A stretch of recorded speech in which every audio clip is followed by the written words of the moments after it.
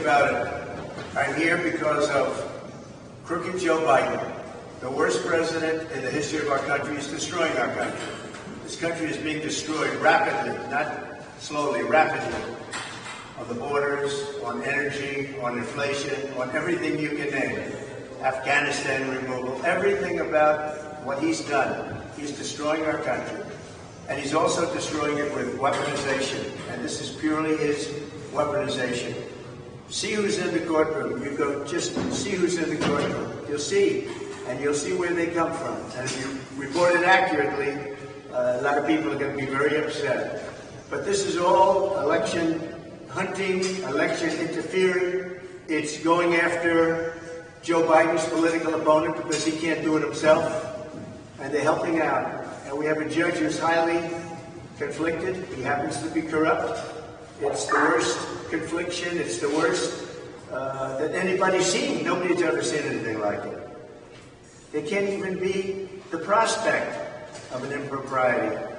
And it's a shame. Wall Street Journal editorial report today, Alvin Bragg hasn't proved his case in the Trump trial. The evidence shows why the charges should never have been brought. After 20 days in court and a trial transcript of 4,000 pages, the missing piece is still the missing piece. There is no crime. Wall Street Journal. Jonathan Turley, a classic closing pitch by the lawyers is to use a physical object like a three-legged stool. If any three-legged stool is missing and any leg is missing, the stool absolutely collapses. Even a cursory review of the evidence shows that this case does not have a leg to stand on. This is a case without a leg to stand on. This is Jonathan Turley.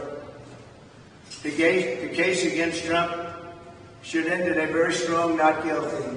Not guilty. I don't know these people, but they're great legal scholars.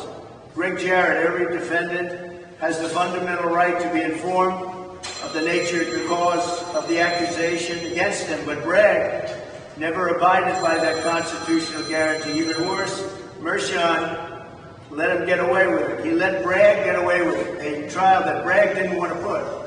And he should have done it 7 years ago if they were going to do it. They should have brought this case 7 years ago, not in the middle of my presidential election, where I'm leading by a lot, Biden by a lot. They brought it right in the middle of the election. Hopefully it doesn't work out for them. The same way allowed the local court to be misused to enforce a federal law over which he has no authority or jurisdiction. They have a federal law which they're using, but they have absolutely no authority. And under the federal law, I did nothing wrong. Andy McCarthy, former FEC Commissioner Bradley Smith, that's the expert that they wouldn't allow me to use, the #1 in the country. FEC Commissioner Bradley Smith's testimony would have established that Trump cannot have willfully violated FECA, that's Federal Election Campaign Act, because NDAs are not campaign expenditures. You know, there's nothing wrong with an NDA. They're signed all the time by many, many companies. They sign them literally on an hourly basis. Because NDAs cannot have, and then it says Trump did not have a FECA legal duty with respect to them. He could not have intentionally flouted the known legal duty. In other words, he's innocent. Mark Levin, same thing. The Bragg case is about lawfare run amok against a former president running again for president. It also represents the greatest effort to interfere with and steal an election. Donald Trump did nothing wrong. There's nothing wrong. This is everybody saying it.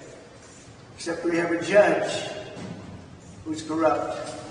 We have a judge who's conflicted. You know what the conflict is. So do I, but I can't say it because I'm under a gag order, which is another unconstitutional thing. You ever hear of a president, leading candidate, leading Biden, leading everybody, and have a gag order? I'm not allowed to speak. It's a first. No president has not been allowed to speak. But this is it. Read the cover today of the New York Post. Read all the stories in the New York Post. Everybody says this is crazy. This is not a trial that should happen. It's a very sad day. This is a dark day in America. We have a rigged court case that should have never been brought, and it should have been brought in another jurisdiction. As you know, we asked for that, and the judge never allows us anything. And just to end, we had an election expert who was going to say everything was perfect, where the FEC did nothing. It was fine. And we had a lot of other people. I could give you a list of 40 people that would say the exact same thing as these people said. So thank you all very much. We'll see how it goes. This is a very dangerous day for America. It's a very sad day. Thank you. Were you worried about a conviction?